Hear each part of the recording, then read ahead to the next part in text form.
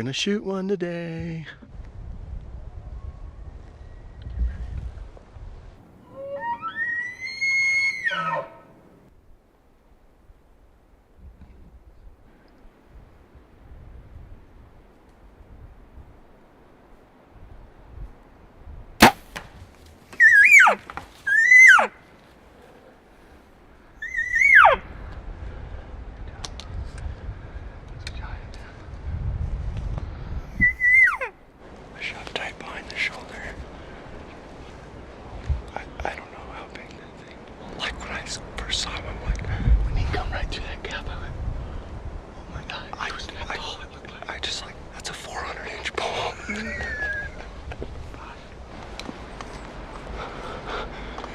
Oh my gosh.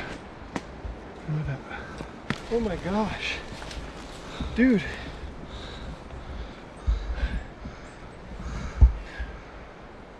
Oh my gosh, I've never seen anything like this. So that was literally a crazy experience on our first trip to Colorado. This video we're doing, this is video number 2 in a 6-part series, and we're gonna talk about states and how to pick a state. Colorado, we've hunted it a bunch, it's one of our favorites, but that experience there on over-the-counter public land, that bull stepping out was mind-blowing. Trent and I literally could not believe what we had just seen. And it was one of those things that we had no expectations other than a little Colorado 5-point.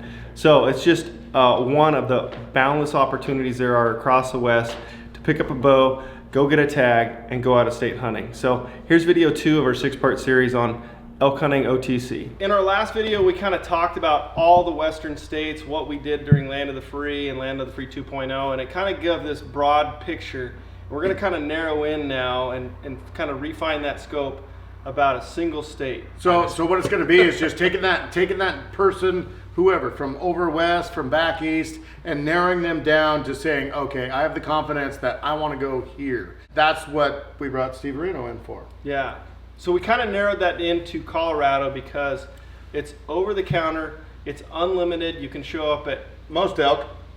It does have the highest population bill. Most elk. Yep. You can go into pretty much any Walmart in the state and buy a tag and go hunting that same day or the next morning. We're going to break that down kind of into hunt styles and how you can truck camp it and so on. So Steve, you want to start it off, like what there is for elk hunting opportunities and how the style of camp and hunt? If you're looking at a state like Colorado, the amount of opportunities there as far as for over the counter is, like Cody said, going into just Walmart, picking up a tag. Probably 75%, if not more, of that state is open for over the counter hunting. Archery, not so much rifle, I don't think, but since archery is mainly our big thing. That's where we're headed. That's the lane we're headed down. So that really opens the boundaries for whether you want to try backpacking or if you would rather day hunt, have a base camp, hunt in the mornings, hunt in the evenings. It just really depends on,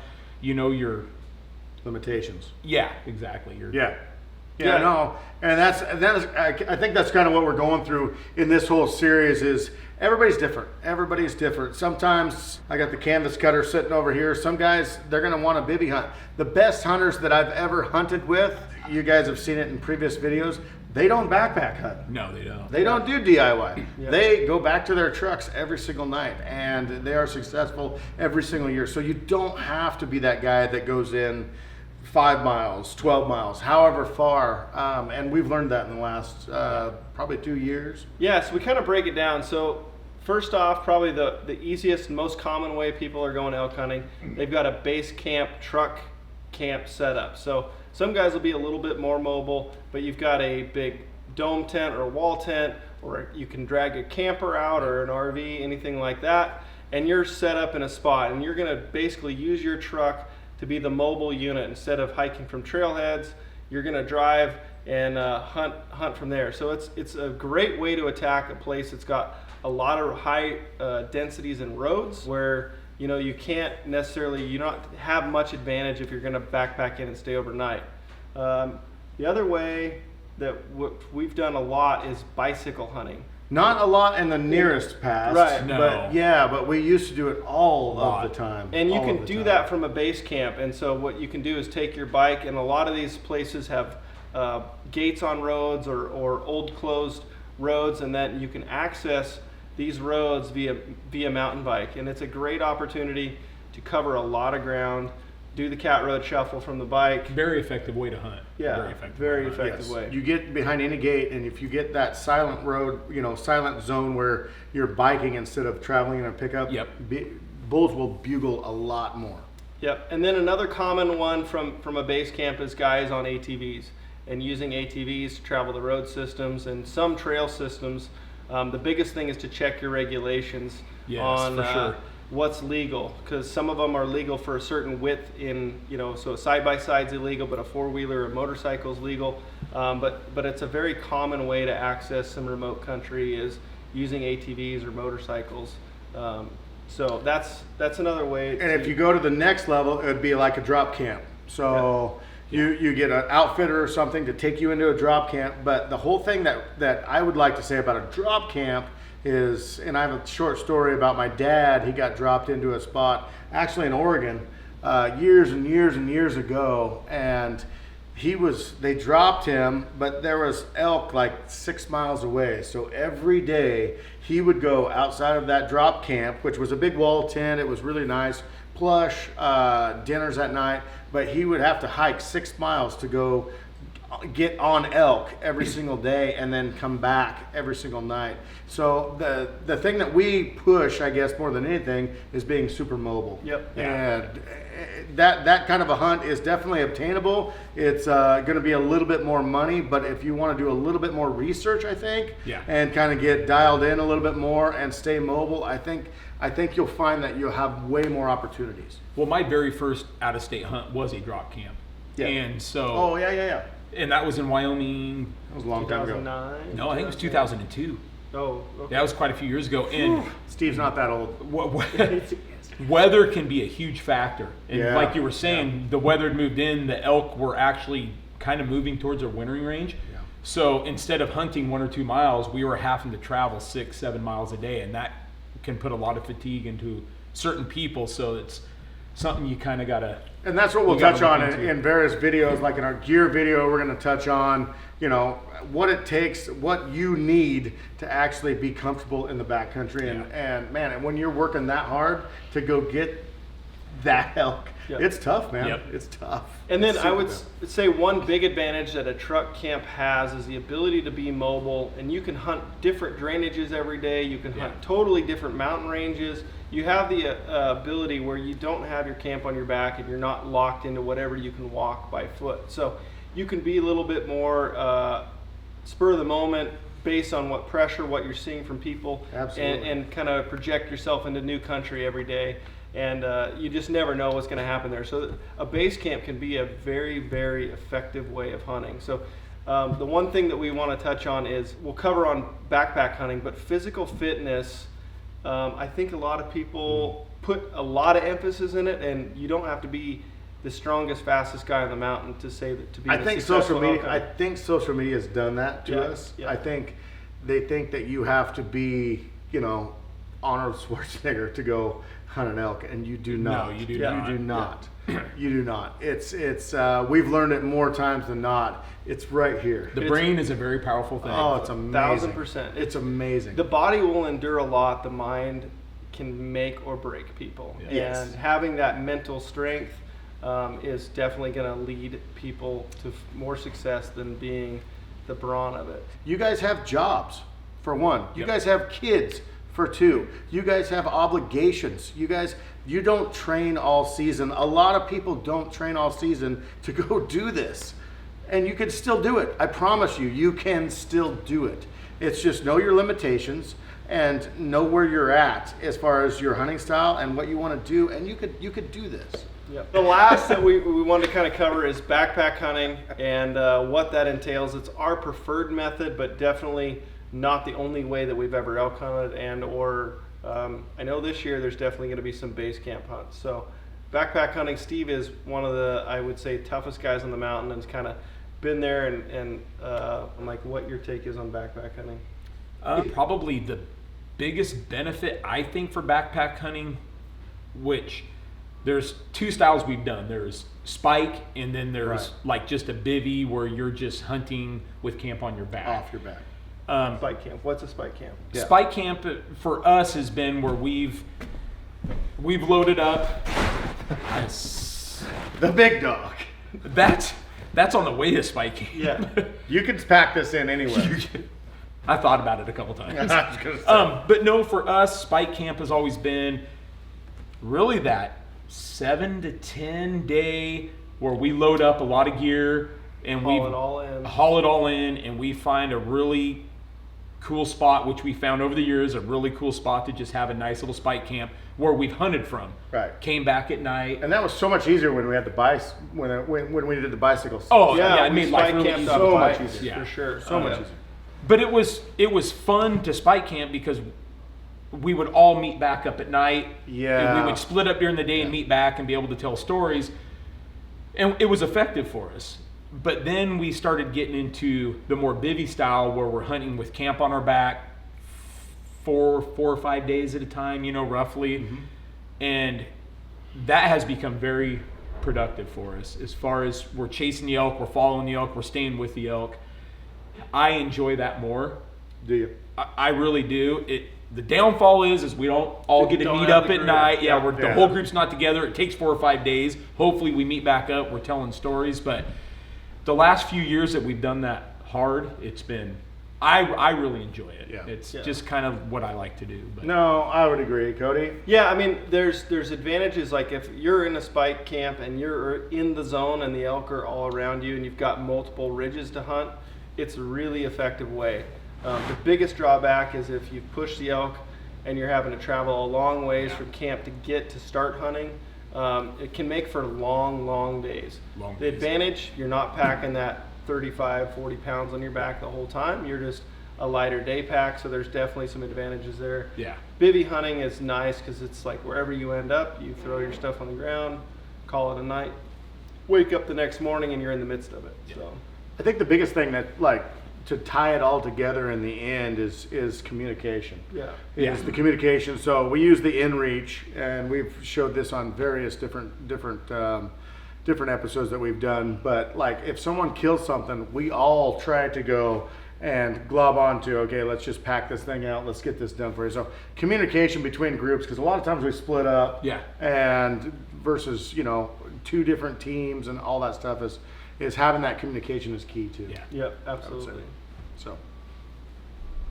All right, so we're going to break it down and go through units. And like we talked about earlier, we're going to pick Colorado as a state because we're going to hunt a new unit this year. Kind of go through the process how we narrow it down to a cluster of units and then kind of roll from there. Our biggest tool that we use has been goHUNT, and what we basically kind of filter it down from what we want. Things to look at. Steve, you want to kind of touch on that, and I'll basically fill us in here. We're going to pick out archery elk Over the counter. Yep. over the counter.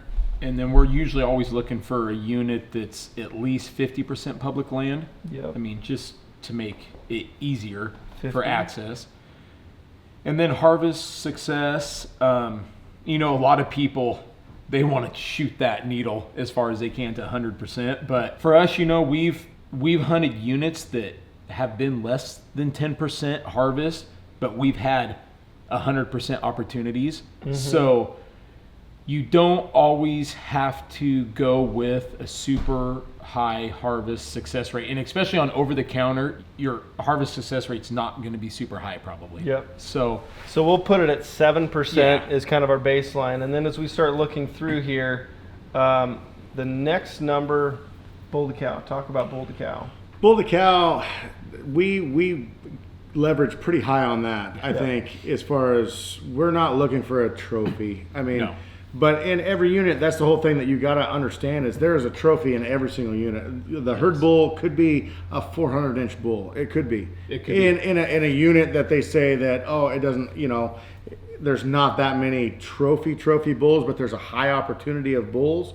That's what we go for. yeah. Yep. And we've been very fortunate in what we've killed a lot of big bulls as well, and in high bull to cow ratios. Yeah, and in part to that, in the past, talking with biologists in other states and including Colorado. Talk about that a little bit, Steve. What do you go through? Like when you draw a tag, what do you go through from start to finish? Well, once I'm done doing my research, I pick the unit I want to hunt, apply for the draw, and in between applying and waiting for the results to come out, that's usually when I'll try to do as much research as possible. And that's when I usually try to contact biologists or even game wardens in the region that I'm looking to hunt.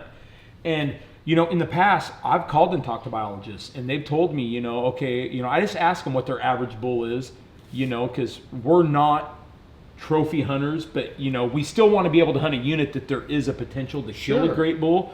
And I've talked to biologists, and they've told me, our average bulls are that 5 point, just a nice average 5 point. We've gone in, I'm all in. But we've gone into some of these units, and lo and behold, we found giants. Yep. And so you can't always just go off what they say because you don't know how far they're... Colorado 5 point. Yeah, you don't know how far they're getting from a road, how they're doing their studies. We don't know that for those areas. So you kind of got to go in open-minded. Yeah. That's really what I Cody killed a 364-inch bull. And we were in a... And we were in a 5-point average unit. And we were in a 5-point average unit. And he killed a 364 bull. So don't always believe exactly, what you read as far as that goes. Go for opportunity. Yeah, so diving in here, so Unit 37 on goHUNT. If you guys want to stop right now, follow along. You can get a free trial to goHUNT. It's 30 days, does not cost you anything. You can plan next year's hunt or this year's hunt. Just go to gohunt.com/BRO and you can follow along step by step. So just pause this video, hit the link below. For free.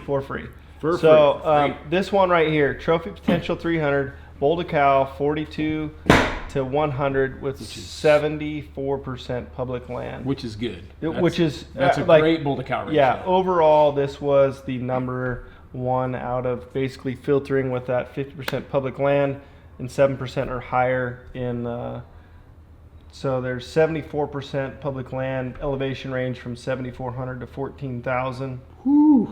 Alpine tundra, lush open parks, spruce and fir, aspen groves. Looking at some of the photos here.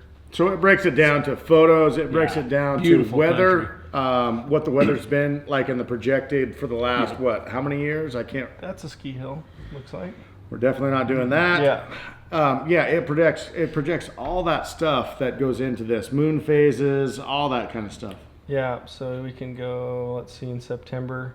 Oh, good. Full moon, just like pretty much through the middle of September. That's what we want. Anyways, the next thing what we're going to look at for me is going to be some of that success and then trending tag and how many hunters are in the area. That's what I was just going to touch on was the hunters in the area. In 2014 there was a big jump in 2015 and then it's been pretty constant, 900 hunters in that unit. So 910 2017, so it's on the high side for what we've seen in previous other units. So that's definitely, like a lot of the other units are 400 to 500, so it's almost twice.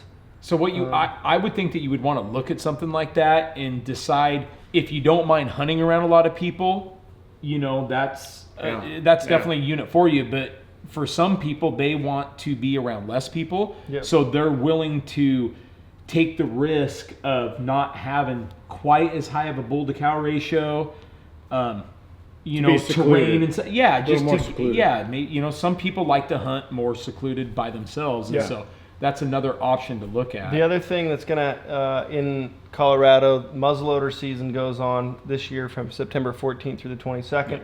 So they have 325 resident tags and about 160 non-resident.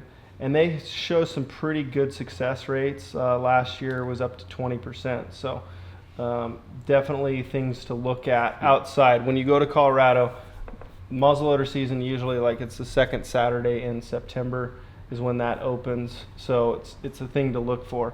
For me, this unit is a little too high in pressure. There's a lot of people in there. So we'll go back real quick and look to see what else. But as Cody's going back, last year, I mean, every day we ran into people. Every single day. We did. But We did last at the same time, we ran into opportunities almost every single day. We did. Yep. Yeah. Almost every single Yep. day. So, you know, don't always let the people justify what you do. Yes. Go and hunt yourself. Hunt the way that you want to hunt, and go about it the way that you want to do it. Yeah, so there's another unit here that had really high, let's see here. There's 25 to 100, so 1 and 4. That's a really solid. That's still good. That's a lot. Harvest success has been 10, 12, dipped down to 5, 6, and 7. Hunter numbers 341, 264, 262, 310, and 316. So the trending, that's a third of what that Yeah. last unit was. And I would say that this is definitely more something you want to look at. Yep. And then same with muzzleloader hunters, 115 and 63. So they have a lot lower muzzleloader hunters.